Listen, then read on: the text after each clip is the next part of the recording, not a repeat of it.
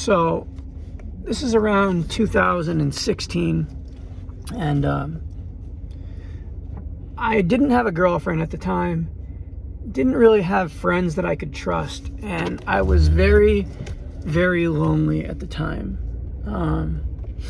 I wanted to find like a girlfriend to not be lonely.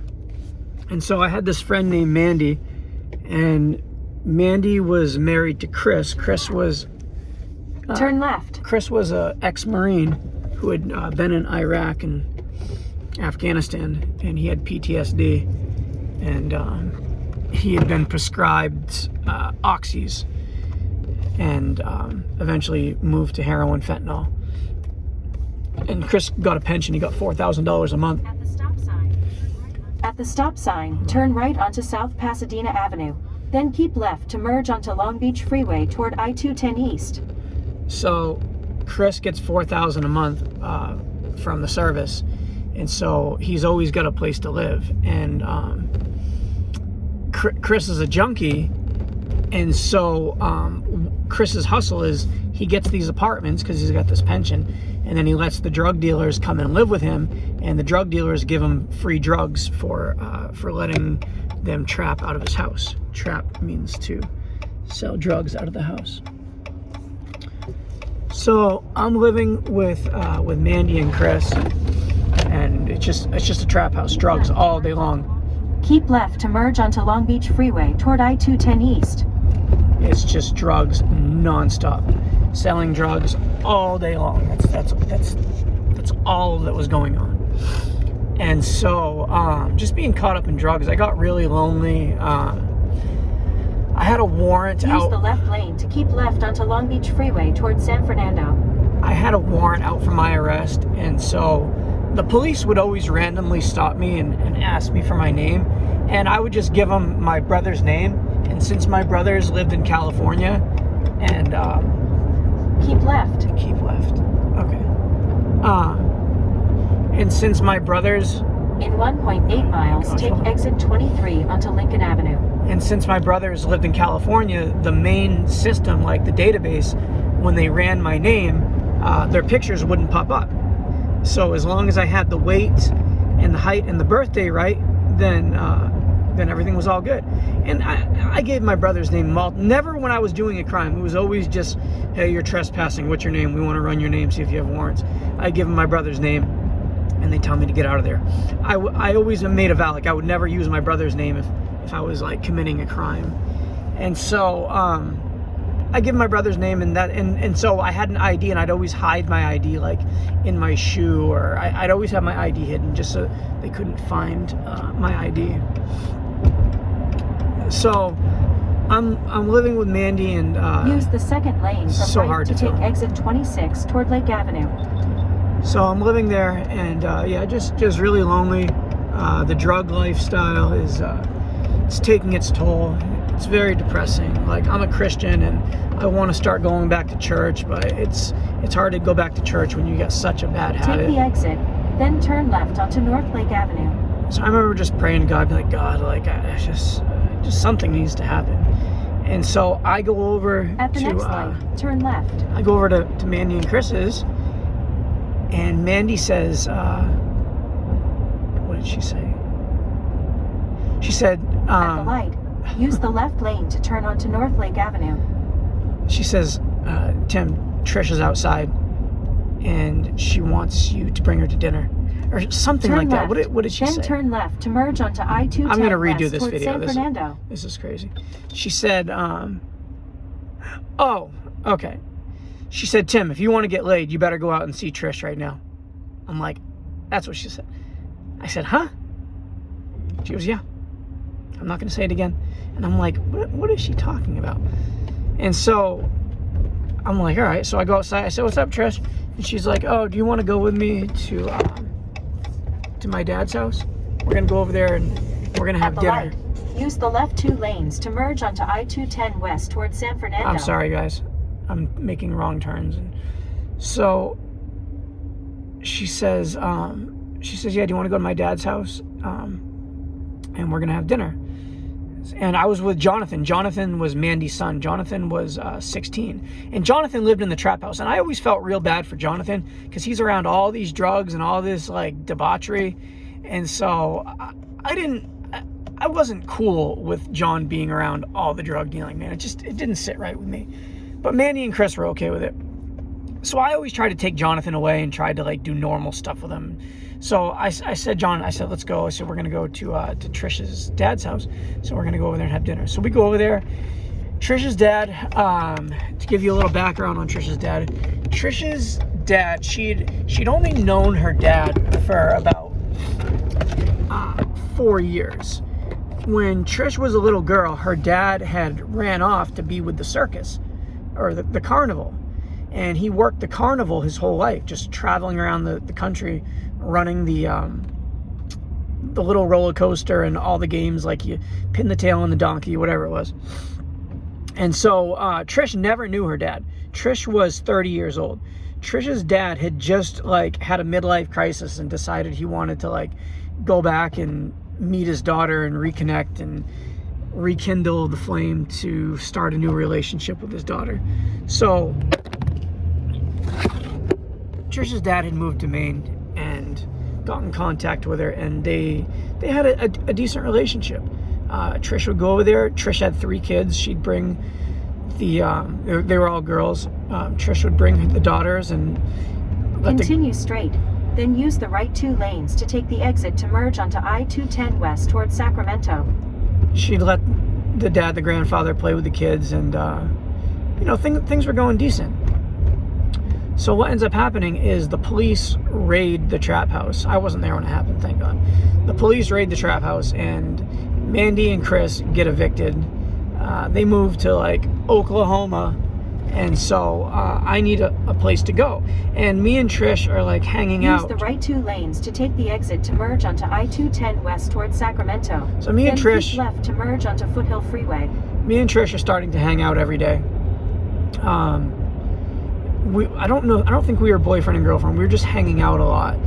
And I moved, I take that back. I guess we were boyfriend and girlfriend. So keep left to merge onto Foothill Freeway. So I move into, me and Trish move into her dad's house when we got evicted from, it wasn't instant when we got evicted. Like, we squatted for a while. The police came, told everybody to leave. We didn't leave. So like it was took about a month or 2 for us to get evicted from that apartment. We just kept living there even though we weren't supposed to. That's what you do in the trap houses. You get evicted, you just still stay until somebody physically forces you out. So I'm living with Trish's dad, and like I said, Trish's dad, his name was Dan. Dan had been in her life for 4 years. Now, the thing about Dan is I've been around a lot of alcoholics in my life. My dad was an alcoholic. I've battled with alcoholism in my life. Trish's dad was a different kind of alcoholic.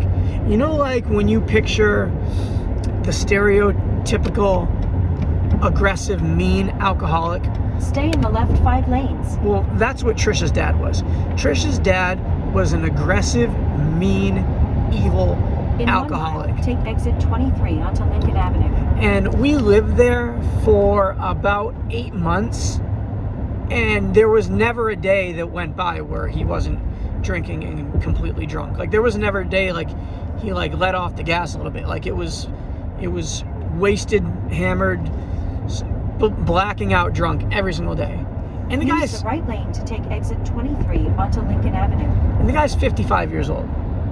So I don't know how his body can handle it. I don't even know if he's still alive now. But so when Trish's dad, okay, so in the morning when he starts drinking, he's like somewhat together. He goes to work. He drinks before he goes to work, and he drinks while he's. Take the exit, then turn right onto Lincoln Avenue toward Altadena. He drinks when he gets off work. At the light, use the right 2 lanes to turn onto Lincoln Avenue toward Altadena. And you know when he's really drunk because his face contorts, okay? Like, the more he drinks, the more his face, like, turn right, goes like this. And so whenever we would come back and we would see him, the destination is on your right. 24-hour fitness.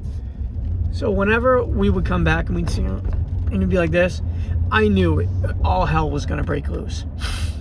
And whenever he would get really, really drunk, he would talk about this gun. He said he had a Colt 45. He had two. He had 2 Colt 45s, and he had them hidden in the house. And if anybody dares mess with his daughter or break into the house, he's going to take these guns and he's going to smoke whoever it is.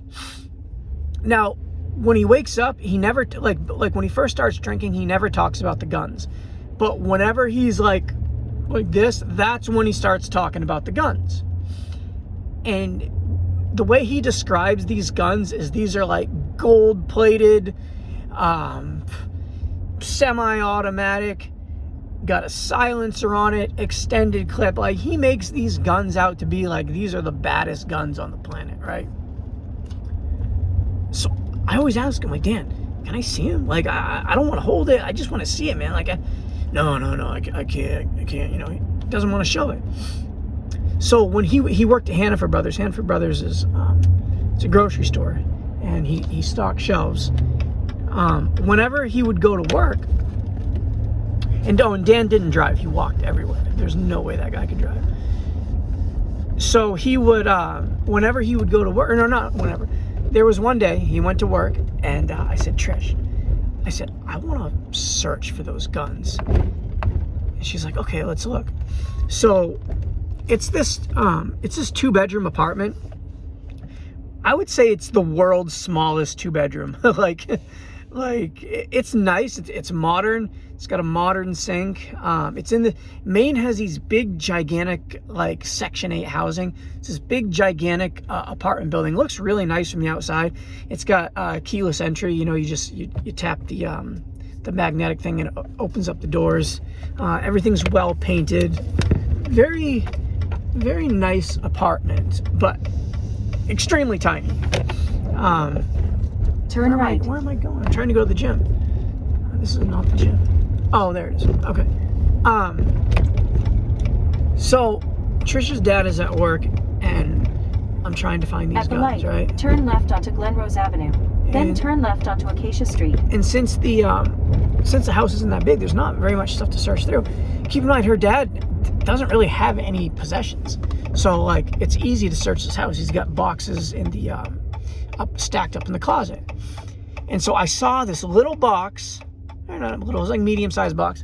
I see this medium-sized box stacked high in the closet, kind of like hidden in the back, and I'm like, that's got to be where the guns are at. That's the only thing that makes sense. We've looked underneath the couch, we've looked under the mattress, we've looked everywhere. We've looked in the cupboards, behind this, behind that, and I see the box up there, and it looks like it's like trying to be hidden. That's got to be the guns. So I get a stool and I go up there, and I open up the box, and it's not guns. You want to know what it is? It's a box, and it's full of underwear, okay? And it's not man's underwear. This is women's underwear, okay? This is women's underwear. Turn left onto Acacia Street. And it's Trish's underwear.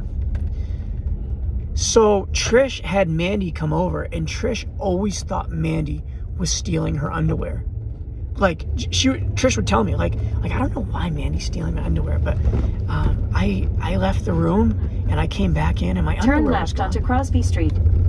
So she had thought Mandy was jacking her underwear because she had like Victoria's Secret underwear. No. What had happened is her dad... At the next stop sign, turn left. Her dad had been stealing her underwear and keeping it. I don't even want to guess what he was doing with it. I hope he wasn't wearing it. He was a weird guy. So when I found that, I wanted to confront him, and Trish was like, no, let's not confront him. Let's not do it. Because we didn't want to mess up our place to stay. You know, like, I always asked Trish, I used to beg Trish, please let me beat him up. At the stop sign, turn left onto Lincoln Avenue. Because the destination is on your left. He would get aggressive and mean and like physical. like, Trish, please let me beat him up. Please. We'll beat him up and then we'll go somewhere else. We'll live somewhere else. Please, just I just want to hurt this guy. I do not like this guy, Trish. And I wouldn't do it because Trish would ask me to do it. So I didn't do it. Turn left onto Alberta Street, then turn left onto North Kenyatta Avenue. Okay, I'm gonna pull over and At the finish light, this video. turn right onto Figueroa Drive. Okay. So this is so hard to do. I'm trying to go to 24-hour fitness. I'm gonna finish this this video. At the next stop sign, turn right. So I'm gonna tell you where it gets a little bit interesting. Okay, hold on, GPS is on. Where do I go, man? Oh my gosh. Okay. So we find the underwear, and yeah. We never confronted him about the underwear. At the stop sign, turn right onto Glenrose Avenue. Just then because, turn like, right onto Acacia Street. you confront him, I mean, what's he gonna say? I mean, he can't deny it. I mean, I just figured if we confronted him, he would just get, like, violent and angry. In a quarter mile, And, turn like, right onto Acacia Street. And then we lose our place to stay. I don't know, but it just, we never ended up confronting him about it. So remember I told you I had warrants, okay? And the police would always ask me for my name, and I would give them my brother's name, right? So I took care of Trish. Like, basically, I was like her father figure, and I was like her boyfriend, okay? And so at this time, my biggest fear was the police finding out who I am, and then me going to jail, and then Trish being out on the streets by herself. So we ended up, all right, I'm gonna have to backtrack a little bit here. So there was this girl named Trish, it was another Trish. And me and Trish, we were sick, we didn't have any dope. And the other Trish had just picked up a bunch of bags she was selling for one of the dealers. I told Trish, I said, let's rob that, Trish. I said, we need to get some dope. So my plan was, we're going to tell Trish to come over, and she's going to come to the door. I'm going to say, all right, let me see the dope. I'm going to grab the dope. I'm going to slam the door in her face, and then we're just going to get well. And so that's kind of what happened. But what happened is she put her hand through the door, came in the apartment, and is yelling, give me back my dope, give me back my dope, I want my drugs. And Dan's there, what's going on? Get out of here, all you guys. So, like, kicks us all out, and then we're like we're still in the apartment, like running up and down the stairs, like she's like, give me my drugs back, give it to me. And like, and we keep trying to lock ourselves in closets. They have like these maintenance closets. We're trying to lock ourselves in these closets so we can do the drugs and get well, but we can't, because she's banging. We can't get any peace to do it.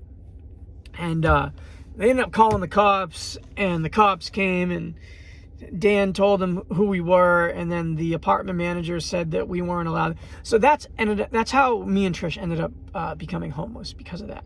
I felt really bad about that because it was my fault. So we lost, and Trish ended up holding some like hostility towards me about that, because we went from having this nice place to stay. Oh, Dan he'd always let us sleep in his bed, and he'd sleep on the couch. So, and we were allowed to smoke cigarettes in there. And Dan was always blacking out drunk, so we always had free reign of the apartment. So Trish was very upset with me about that. I can go into another video about where we ended up staying. We ended up getting a very cool place to stay. But so my biggest fear is me going to jail and Trish being out on the streets by herself. I was really afraid of that. It scared me. I cared for her. I loved her. And I didn't want anything to happen to her. So what ends up happening one day is I'm at Circle K, and I had just gotten some dope, I had money on me. I had like $150. So I had money, and so I go into the Circle K. I get some pop. Oh, there was a guy who worked in the store. That's right. There was a guy who worked in the store, and every time I'd go there, he'd always give me free stuff. Whatever I picked out, whether it was Pop-Tarts or soda, didn't matter. I think the guy just felt sorry for me. He knew I was homeless, and he'd just give me whatever. He'd just let me take it. So I go into the Circle K, and I used to like going into the Circle K because it had a bathroom that was a single stall, and you could lock it, and it was like a heavy duty door. You couldn't just like barge in. And I used to like to go into bathrooms that had sinks, so I could put my bag, my tin, my needles, and so it just had like this nice counter to where I could go in there and get well, and everything would be cool. So I'm in this bathroom, and I end up overdosing. Okay, I had taken some Pop-Tarts in with me that the guy was going to give me, and I overdose in the bathroom. I wake up to seeing the police, and I'm on the floor. I've got a needle hanging out of my arm, and there's paraphernalia all over the place. And I was actually used to this. This wasn't the first time. This is probably the 100th time. I don't know. It happened very frequently to me, waking up to police in my face, telling me to get lost, that I was trespassing. Because in Maine, they can't arrest you for overdosing. They can just tell you that you're trespassing and then give you a warning. And then if you come back to the place that you trespassed, then they can arrest you. But they have to give you a warning first. So I wake up, there's the cops. I'm used to this. This is not anything new. Cops say, "What's your name?" I tell them, I give them my brother's name. All right, and the cops, they want to arrest me, you know what I mean? But they know they can't. But they see these Pop-Tarts on the floor, and they're like, "Did you pay for those Pop-Tarts?" I was like, "No." I said, I was going to. I didn't want to tell the cop, "Oh, the employee gives me free Pop-Tarts." And so the cop goes, "Oh, you didn't pay for those Pop-Tarts. Okay, now we're arresting you for theft." I'm like, "You've got to be kidding me, right?" I'm thinking, dude, they're going to get me down in the jail. They're going to fingerprint me, and they're going to find out who I am for sure. Oh, and I've been to this jail, so they know who I am, right? So I get down to the jail. They don't recognize me. I'm so junked out, and I've lost so much weight. They don't recognize me. I give them a fake name, and so they're running the name and everything. And an hour goes by, and I'm thinking, okay, this is, I'm gonna go to court tomorrow. Is this person? They're gonna release me for, because it was just some petty charge, or they're gonna, release me the same night.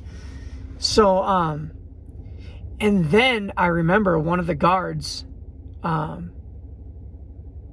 did they say? Or no, you got to get fingerprinted. Yeah, you got to get fingerprinted. So yeah, so they fingerprinted me, and it took a couple hours to oh, that's right, because they fingerprinted me, nothing happened, and then time went by, and then I guess the database had to run everything. It was a slow computer. A guard comes up to me, says, "Timothy?" I'm just like, oh, man. I said, "Yeah." I said, "That's me." They're like, "Man," "you just made us do all kinds of work, man." And they were mad that I made them do extra work. So then they charged me with Class B felony forgery for signing my name as somebody else. So the Pop-Tarts, they find out, I got the warrants for the other things. I ended up getting 5 years in prison for telling them my name is somebody else. My lawyer had convinced me to sign. It's a big mess, but I ended up getting 5 years Class B forgery for telling them that my name was somebody else, because I'd pissed off the guards and everybody in the jail. So I go to jail. I'm in the county jail for 9 months. I get transferred to prison. The whole time I'm just worried about Trish, right?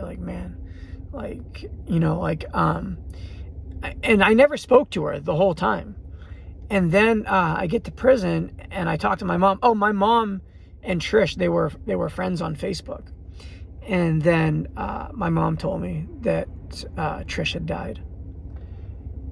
So that's where we're going to leave off from here.